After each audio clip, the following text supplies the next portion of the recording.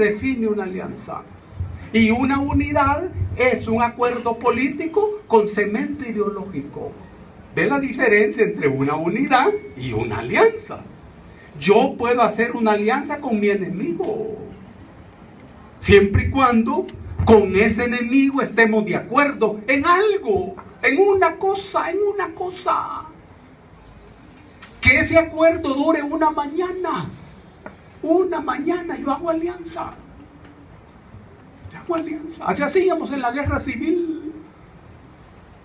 Con las autodefensas hacíamos alianzas que duraban una mañana. Yo no te tiro, pero vos no me tires. Déjame pasar. Esa era una alianza. En ocasiones en Guazapa, en las tardes, el ejército iba bajando, como a las 4 de la tarde, en columna, de arriba para abajo, en el cerro. Y nosotros nos movíamos así, por las laderas. Y había un acuerdo. Cuando nos encontrábamos así, no nos tirábamos. Simplemente nos quedábamos viendo. Y nosotros ordenábamos, nadie tire. Y los jefes de ellos también. Una alianza, nadie tiraba. Y ellos no tiraban porque los helicópteros no los podían recoger a esa hora. Era sencillo. Y nosotros, porque no queríamos. Esa es una alianza, acuerdo político con cemento político. La guerrilla del FMLN fue esa alianza. No es necesario que para hacer una alianza todos estemos de acuerdo en todo. No, hombre. Si ni los hijos de uno no están de acuerdo con uno, en un montón de cosas, hombre. Y hijo tuyo. No vas a creer que son igualitos a vos, no, hombre. Además, ni conviene. Porque se trata de que cada quien haga su vida, hombre. Que cometa sus propios errores, sus aciertos. ¿Ya? Esa es una primera lección. Terminamos la guerra brillantemente. Negociamos con el enemigo, que negoció porque sencillamente no nos pudo derrotar. Pero luego parte de los mandos guerrilleros negociaron con la oligarquía. Este es el punto. No es la primera vez en la historia que eso ocurre, no. Ya ha ocurrido. Claro. La oligarquía dijo, ustedes son brillantes, muchachos brillantes, hicieron esta guerra, no los mataron, negociaron brillantemente. Hagamos negocios. Nosotros les vamos a ayudar. Les vamos a ayudar. Les vamos a explicar. Y como la guerra es una actividad empresarial, no lo olviden ustedes, es una actividad empresarial. Todo mundo debía tener botas, uniforme, cachucha, reloj, medicina, fusiles, frijoles, maíz, tiendas para dormir en la noche. ¿Y eso dónde lo comprábamos? Aquí en San Salvador. ¿Y los comerciantes sabían que era para la guerrilla? Claro. ¿Y a ellos qué les importa si son comerciantes? Una actividad empresarial. Así empezó todo. Claro. Y luego dijeron, háganse alcaldes, háganse diputados, háganse ministros, háganse presidentes, háganse cargo del gobierno, que nosotros nos vamos a hacer cargo del Estado. Mira qué brillante. Ya en esa cabeza había la abstracción decisiva sobre la diferencia entre el Estado y el gobierno, que es una diferencia mortal. Mortal. Si vos no lo tenés claro en tu cabeza, no entenderás nunca nada. Los tipos dijeron, háganse cargo del gobierno y nosotros nos haremos cargo del Estado. Y luego dijeron, les vamos a hacer un partido. Y lo hicieron. Cuando estaba listo el partido, dijeron, ya está el partido, pónganle nombre. Claro. Y le pusieron FMLN. Y la gente pensó que ese partido FMLN era la misma guerrilla comunista. No, era otra cosa. Esto era más anticomunista que la guerrilla, porque en la guerrilla había heroísmo, entrega, inteligencia. Llegaron al gobierno. Nunca funcionó el bipartidismo como debía funcionar. Pero esto tiene que ver con que el capitalismo que funciona en nuestro país es atrasadísimo. Y la clase dominante que domina es más bien una oligarquía. La burguesía tiene expresiones pequeñas.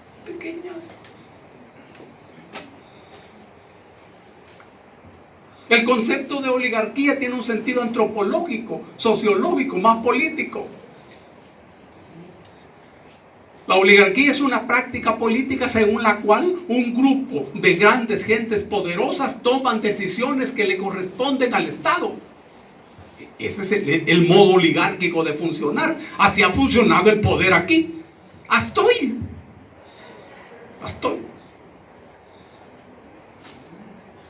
Bueno, no funcionó el bipartidismo como debía haber funcionado. Gracias a Dios. Porque si no, el tema sería más complicado. Pero uno jugando a la izquierda.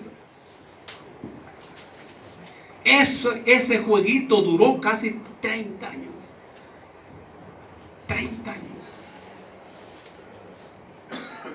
Pero la gente fue aprendiendo. Fue entendiendo. Lentamente. Estos últimos gobiernos desbordaron el vaso. Cuando le dieron a la gente, por ejemplo, la puñalada de las pensiones, de manera brutal, sangrienta y descarada. Ni Arena se había atrevido a hacer eso de esa manera. Esto lo hicieron. Cuando llevaron al extremo los niveles de la corrupción. Cuando Tony Saca hizo el aporte histórico y maravilloso a la sociedad. Cuando Tony adoptó la actitud patriótica de explicarle a la gente, a todo gato color, cómo se roba en el Estado. Miren, eso fue publicado en los diarios. Esas publicaciones uno tiene que recortarlas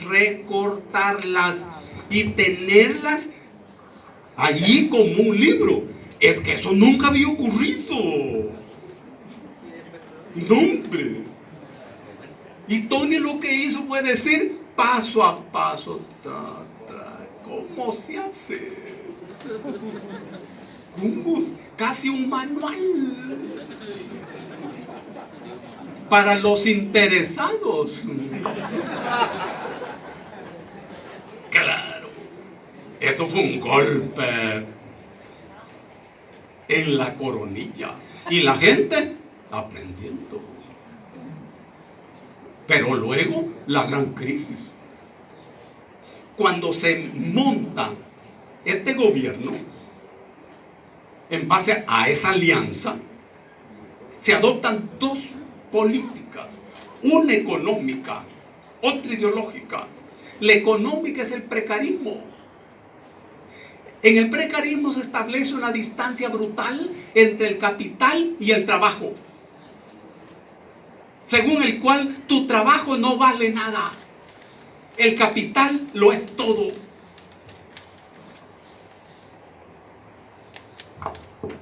Y la existencia se volvió siempre un momento precario. De ahí viene la figura de precarismo. Si vos sos ingeniero, no vale nada. Si vos sos médico, no vale nada. Si vos sos dentista, químico, lo que sea, no vale nada. Es el precarismo. Llevando a todo mundo a las condiciones de trabajo laboral, como que es una fábrica. Ahora bien, se estableció otra figura ideológica que se llama anomia. Anomia. Todo esto de manera planificada, no es ninguna coincidencia, no, hombre. Como el paisito de nosotros es chiquito, es un laboratorio adecuado. Han de saber ustedes que el plan que se aplicó en Irak después de la invasión de los gringos, ese plan se llamó Remember El Salvador. Y lo aplicó en Irak la misma persona que lo aplicó aquí. Es que este es un laboratorio. Aquí la ONU, los gringos, la oligarquía y los traidores al movimiento popular también tuvieron éxito. 30 años, hombre. Claro que es éxito. ¿Qué es la anomia? Hay anomia, una persona tiene anomia cuando pierde capacidad de reaccionar ante un evento que lo afecta negativamente. Se parece a la depresión. Pero esto lo estudió en el siglo antepasado sociólogos como Durkheim, Gabriel Tarde, ahí en Francia, referido a la persona. Pero esto se aplicó después al cuerpo social. La anomia tiene 4 partes. Eso, tal como se aplicó aquí. Primero, miedo a la realidad. Miedo a la realidad. La gente debe perder la capacidad de mirar la realidad cara a cara. Parece simple. No lo es. Porque si uno no es capaz de mirar la realidad cara a cara, estás perdido. Empezás a trabajar en base a ilusiones. Por ejemplo, un ejemplo de esto. Estamos en medio de la guerra social más sangrienta de nuestra historia. ¿Y vos crees que toda la gente acepta o entiende que estamos en guerra? No, hombre. Uno entiende al gobierno, a la PNC, que hablan de lucha de delincuentes y de policía, como que si fuera una cosa normal. Es que si ellos hablan de guerra, esto trastorna todo. Trastorna todo. Pero, ¿y los otros seres humanos? Es el miedo a la realidad. Si vos seguís pensando que estás en paz y que eso es una cosa marginal, estás perdido. Primer punto, miedo a la realidad. Segunda característica, pérdida de inteligencia. Porque la inteligencia es la relación de tu cerebro con la realidad. En eso consiste la inteligencia. Claro que en esa relación hay niveles hasta sublimes, ¿verdad? Como los de Einstein y Hawking y toda esa gente. Pero el principio es el mismo, es tu cerebro y la realidad. Si vos te alejas de la realidad, pues perdés inteligencia. Eso les ocurre a los funcionarios que pasan metidos en su oficina detrás del escritorio las 24 horas del día y hablan con la gente. No. ¿Saben qué es lo que piensa la gente? No. Vos perdés inteligencia.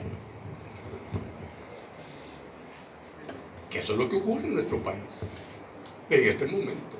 Nunca ha habido tanta decrepitud como en este momento. El tercer aspecto de la anomia, pérdida del compromiso. Cuando la gente dice, hay que ser vivo, no hay que meterse en nada. Está frito. Está frito. Porque, y si todo el mundo dice que no hay que meterse en nada, bueno, y entonces, ¿quiénes nos van a venir a hacer el milagro? Es el nivel de compromiso. Es anomia. Y el cuarto requisito de la anomia es el aislamiento de la sociedad. Salí vos por San Salvador y te darás cuenta que un montón de colonias están enrejadas, montón de zaguanes.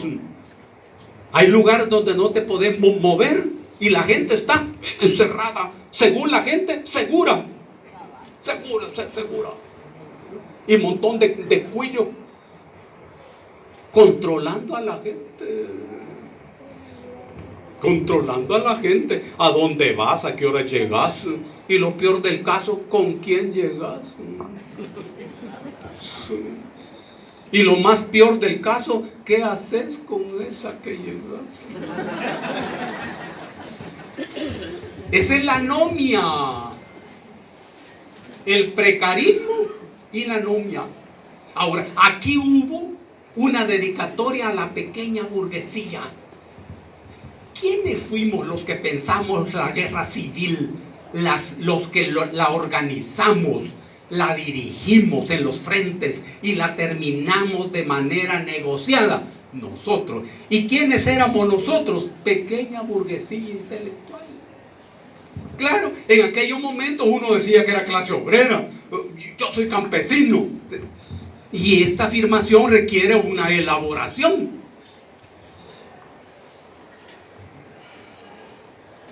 Bueno, pero esa manera de terminar esa guerra generó inmediatamente una nueva guerra, que es la guerra actual. Inmediatamente. Porque el neoliberalismo que se montó dejó fuera del mercado, de la economía, de la educación, del trabajo, de la salud, a miles y miles y miles de muchachos y de muchachas que decidieron dos cosas. Uno, no dejarse morir de hambre, y se empezaron a armar. Y dos, participar en el reparto del pastel. Estoy hablando de hace 30 años. Hoy el fenómeno es mucho más complejo. Eso, repito, duró 30 años. Pero al final vino el 4 de marzo del año pasado. Esto fue un aldabonazo. Nadie esperaba eso. Todas estas ratas pensaban que la gente estaba dormida. Y la gente dijo, no estamos dormidos. El 4 de marzo, a una de esas culebras le volaron la cabeza. Y la gente dijo, en febrero le volamos la cabeza a la otra. Le volamos la cabeza a la otra. En ese escenario aparece otro fenómeno, siempre de una pequeña burguesía. Ojo, esta clase, que en rigor no es clase, pero digamos que clase, la pequeña burguesía, es el sector donde normalmente están los intelectuales, que organiza la rebelión. Organiza la rebelión. Intelectual es el que funciona como tal. Intelectual no es el que sabe un montón, o el que lee las 30 horas del día. No. Porque si vos haces eso y vivís debajo de la cama, pues no sos intelectual. Sos un sabiondo, que no es malo. Pero el intelectual es el que funciona como tal. El que abre los caminos, el que se compromete, el que muere en eso. Los niveles más altos de eso lo encontrás vos en José Martí y en el Che.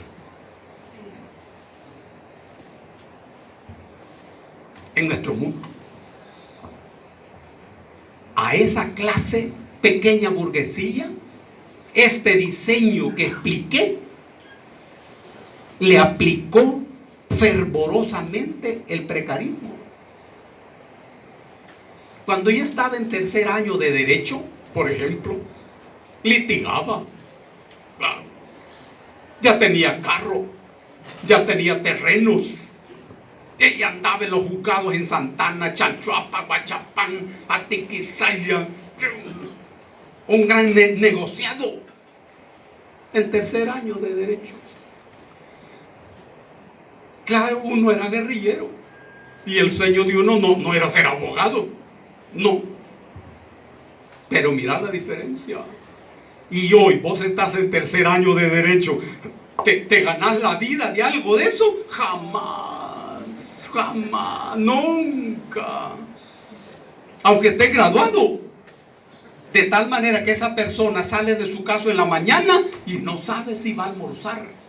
Y si es así, ¿cómo elabora una teoría política? Este es el objetivo del precarismo. Bien calculado. Bien calculado. Las universidades pierden su peso intelectual y se convierten en colegios privados. El estudiante deja de ser estudiante y se convierte en cliente. Y si es cliente, pues no puede quedarse aplazado nunca porque es el cliente. Antes no, hombre. Antes, si vos no pasabas la materia, te quebraban y ya. Así era aquí estoy hablando de la Facultad de Derecho, pero era en todas partes, hombre. Todo eso se movió. Pero cuando llega el 4 de marzo fue un banderillazo. En ese escenario, decía, aparece una pequeña burguesía empresarial. Pequeña burguesía empresarial. Y aparece una palabra nueva, nuevas ideas. Nuevas ideas. ¿Qué es? Es una palabra. Es una palabra. Este es un grupo. Uno siempre debe buscar la ubicación clasista, porque eso es lo que te da a vos el diseño de los intereses, hombre. No es una cosa individual. Este pequeño grupo empresarial se enfrenta a la oligarquía, que es dueña de los partidos políticos, dueño de las empresas, dueño de la asamblea, dueño de la Corte Suprema de Justicia, dueño del Poder Ejecutivo, dueño de todo. Y se abre la disputa. Se abre la disputa. Ustedes vieron entre el 4 de marzo y febrero de este año un escenario de maravillas. Una campaña electoral que es como la campaña electoral del siglo XXI. Sin mitines fundamentales. Ustedes saben que antes, cuando hacíamos campañas electorales, la clave eran los mitines. Claro, pero el líder eran grandes oradores políticos. ¿Se acuerdan de la UNO? Lo que estaban cipotes. Napo Duarte era un orador político tremendo. Hoy no. No hubo nada de eso. Las cosas se arreglaron por esa cosa que llaman Twitter.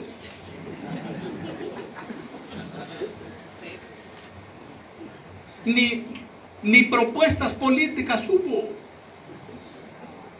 No. Antes se trabajaban en una propuesta y algunos de sus documentos siguen teniendo validez. Por ejemplo, el programa que propuso el PAR en 1967. Si vos lo lees hoy, hay cosas que siguen teniendo una gran actualidad. Hoy no hubo nada de eso. Y el candidato, un personaje de maravillas.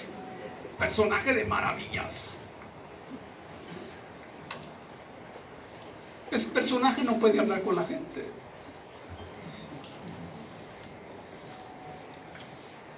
No puede hacer reuniones de trabajo. No. ni tiene partido, ni tiene movimiento político. Nuevas Ideas es un estado de ánimo. Un estado de ánimo. Es que miren, para construir un movimiento político, es que eso no es una cosa fácil, eso es difícil. Difícil. Un movimiento político es multiforme. Hay de todos los colores, de todos los sabores, pero hay una vértebra. El movimiento político no requiere legalidad, requiere legitimidad y acuerdos políticos fundamentales. Es de trabajarlo en todo el país. En esta campaña yo me recorrí todo el país. Y pregúntanse ustedes, ¿y por qué?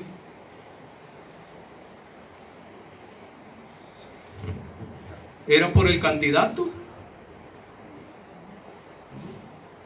Es que había que derrotar a Arena y al Frente, hombre.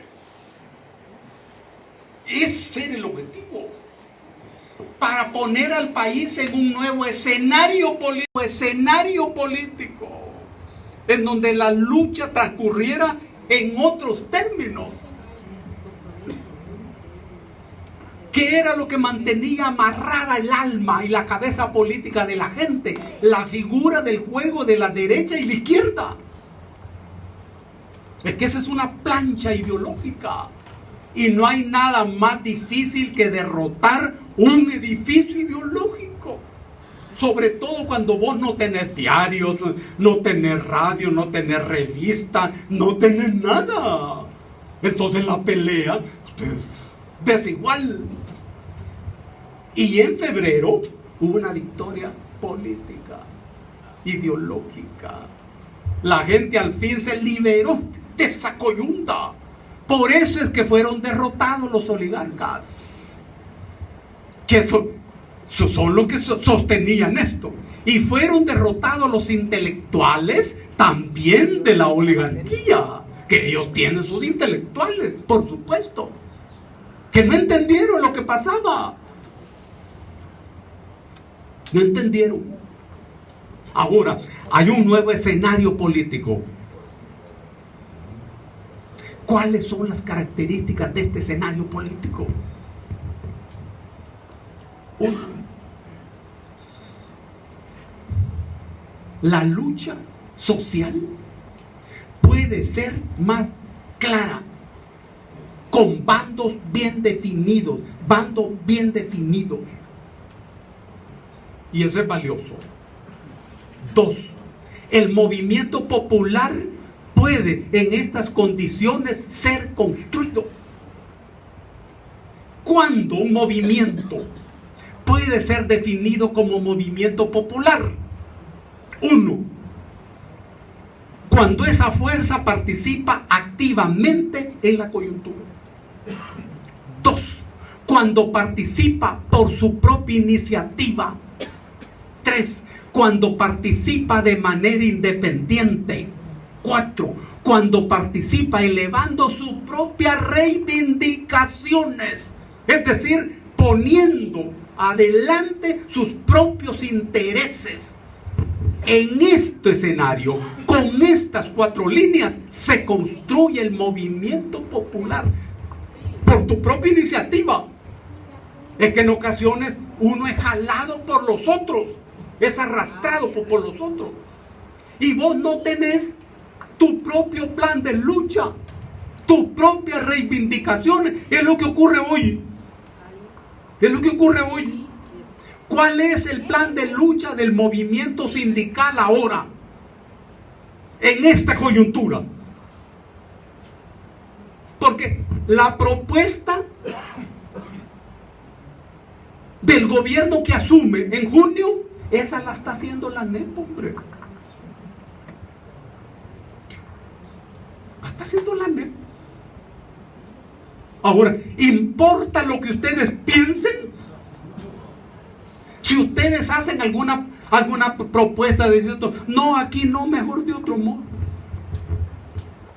¿Tienen fuerza organizada ustedes para que los tomen en cuenta? Sí. Pero hay que trabajar más, no es suficiente. ¿Tienen ustedes un plan de lucha?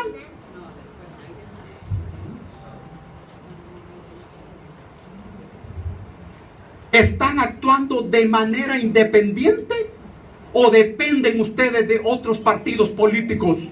No. Es que eso es un requisito. Es un requisito de manera independiente.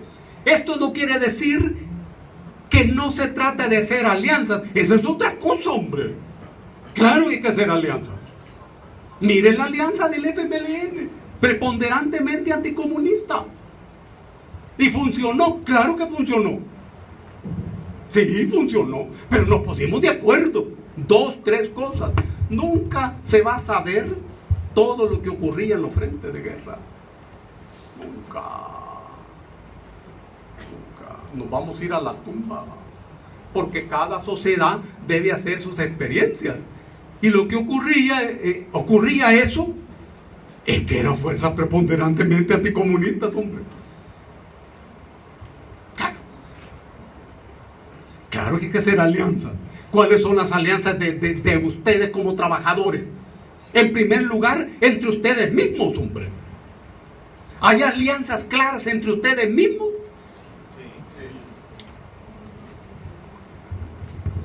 En estas condiciones, en este escenario, se puede construir un movimiento popular. En este escenario, las 2 piezas maestras de este muñeco que hemos explicado han sido derrotados políticamente, pero no desaparecidos. No es de creer que esta gente ya perdió capacidad de maniobra. No. Ahí está.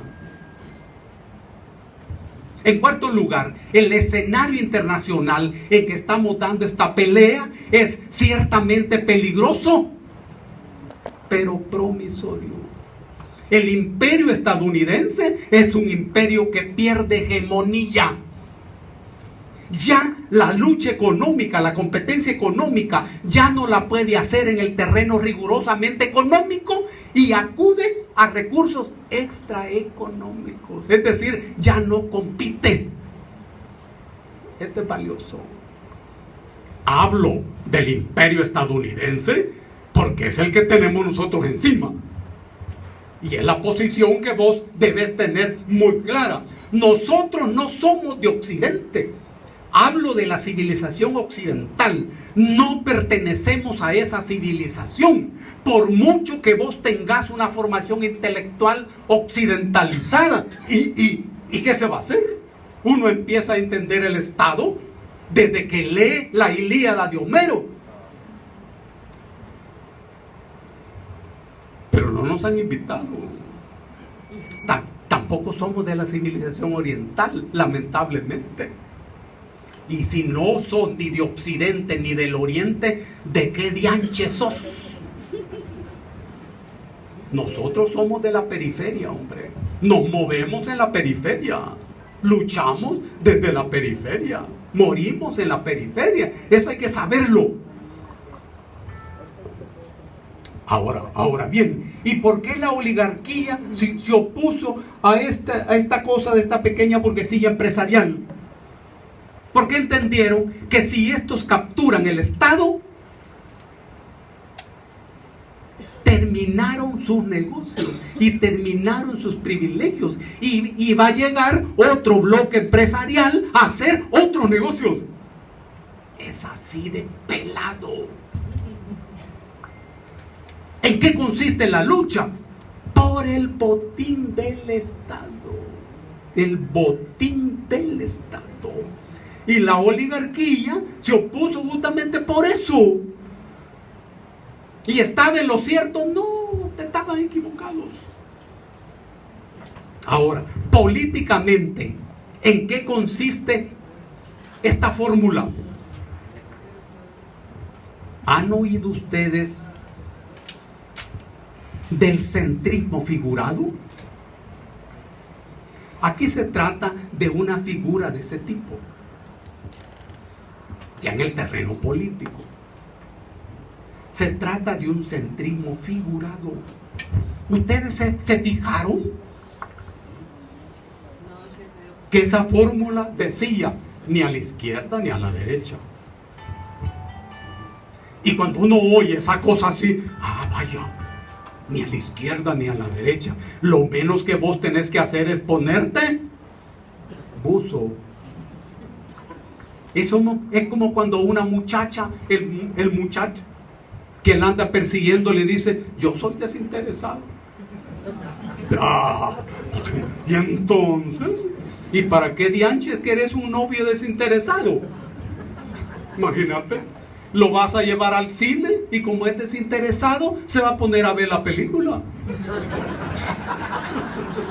Y entonces vos vas a decir, ¿y qué novio es eso que viene al cine a ver la película? Así pasaba aquí. Decía, ni a la izquierda ni a la derecha.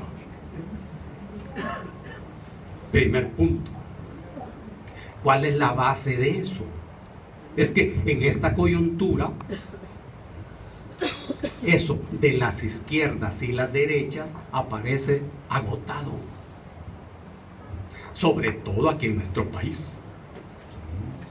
Las derechas corruptas y esa izquierda corrupta. Eso de izquierdas y derechas es algo que aparece en la Revolución Francesa, que es una revolución burguesa. Los teóricos de estas cosas no hablan de izquierdas ni de derechas. Pero se ha usado por décadas izquierdas y derechas. Y aquí, si vos hablas de izquierdas, hablas de ese partido, del FMLN. Si hablas de derecha, de Arena. Entonces, este diseño de este centrismo es ni a uno ni a otro lado. Ni a uno ni a otro lado. Pero, en el fondo, se trata de una posición de derecha. Una posición de derecha. Pero luego hay otra cosa. En el planteamiento se evitan los problemas reales. No se tocan los problemas estructurales, los problemas de fondo. No hay compromisos expresos. Y la relación con la gente aparece lejana, muy lejana. Muy lejana. Pero luego las cúpulas empresariales se dan cuenta que ahí no hay ningún problema. Y de repente aparece el respaldo. El respaldo. Por eso este fenómeno no podés verlo electoralmente, tenés que verlo políticamente. Dicen, bueno, pero es que estos no tienen diputados. ¿Cómo no, hombre? Claro que sí. Claro que sí. Porque es un juego de grupos empresariales. Grupos empresariales. Aparece el centrismo figurado. Un ejemplo de esto muy claro es el de Lenín Moreno en Ecuador. Lenín Moreno aparece como una figura apaciguadora en medio de la tormenta. Pero apenas llegó al gobierno, mira la fiera que salió.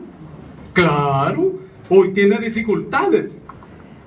Aquí nosotros tenemos la ventaja de que antes de tomar posesión las aguas se han puesto claras y solo se pierde el que quiere perderse. Solo se pierde el que quiere perderse. Ahora bien, aquí también hay otras ventajas que dependen del actor. Todo este juego requiere una cabeza fría, muy fría, con mucho equilibrio, y el actor no parece tener ni esa frialdad ni ese equilibrio. Ahora viene lo que se llama modernización. El corazón de esto es eso, Les voy a contar un ejemplo. Ustedes se dieron cuenta que los vendedores ambulantes salieron de San Salvador. Y uno decía, bueno, ¿y estos a dónde se han ido?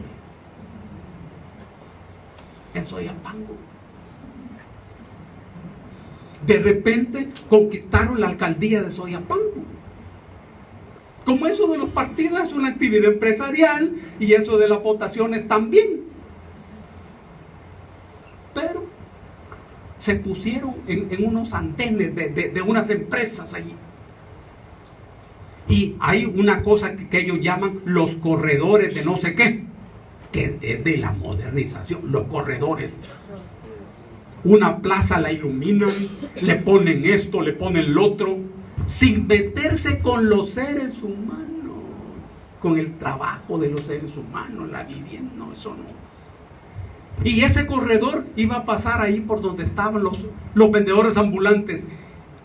¿Quiénes creen ustedes que llamaron a los vendedores ambulantes para pedirles que se fueran de allí? ¿El alcalde? Lo que sería una cosa muy natural. La embajada de los Estados Unidos. Directamente, hasta ese nivel de detalle. Ese es el proyecto. Ese es el proyecto. La clave en estas circunstancias es moverse en este escenario que se ha abierto para la construcción del movimiento popular. Dentro de los acuerdos que se tomaron hace 30 años estaba la de disolver los movimientos sociales. Ustedes saben que la guerra civil se hizo sobre la base de movimientos sociales. Los acuerdos que se tomaron con los oligarcas pasaban por disolver los movimientos sociales. Y así lo hicieron. Así lo hicieron. Le volaron la cabeza a todo. Ojo, este proceso algún día se va a explicar todo esto en detalle.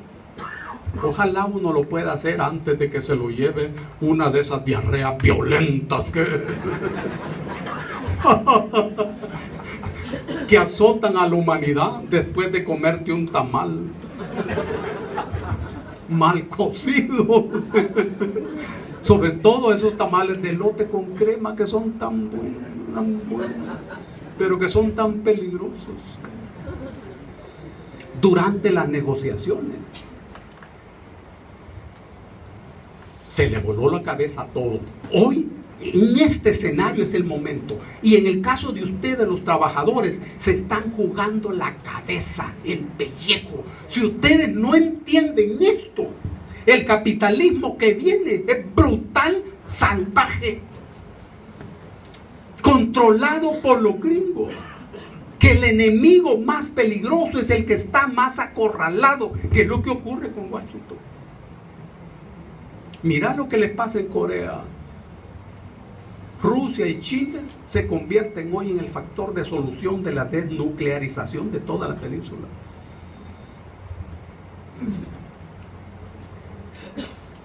Rusia les da 3 días a los barcos de guerra gringos para que se retiren del Mar Negro. Y se retiran del Mar Negro. Pero este paisito es su plaza política. Y aquí van a aplicar un capitalismo. Bueno, si ya lo conocemos, hombre. Y es con ustedes. Y con la pequeña burguesía, pero con ustedes. Si ustedes no aprovechan este momento para ponerse de acuerdo, para hacer alianzas con gente con diferencias ideológicas, es que no es necesario que todos pensemos exactamente lo mismo. No, hombre. Que estemos de acuerdo en 2, 3, 4 cosas políticas. Que construyamos un plan de lucha frente a este. No se trata de decir si estamos o no de acuerdo con la propuesta de ellos. Es la propuesta de ellos, hombre. Ellos no la están consensando con ustedes, no. ¿Y para qué? Ustedes deben tener su propio plan donde estén sus reivindicaciones. No tenemos tiempo. No tenemos tiempo. Y esto es un trabajo además internacional, centroamericano. Es un trabajo largo. Yo celebro que ustedes se reúnan, que sean de diferentes sindicatos, de diferente color ideológico. No es necesario ser del mismo color, no, hombre. Insisto, son acuerdos políticos los que hay que tomar. Los que hay que tomar. En verdad no necesitamos más sindicatos, sino un nuevo sindicalismo. Sobre otras bases. Sobre otras bases. Y rápido. Si no, les van a apretar la soga en el buche. Qué buena idea. Qué buena idea la que han tenido.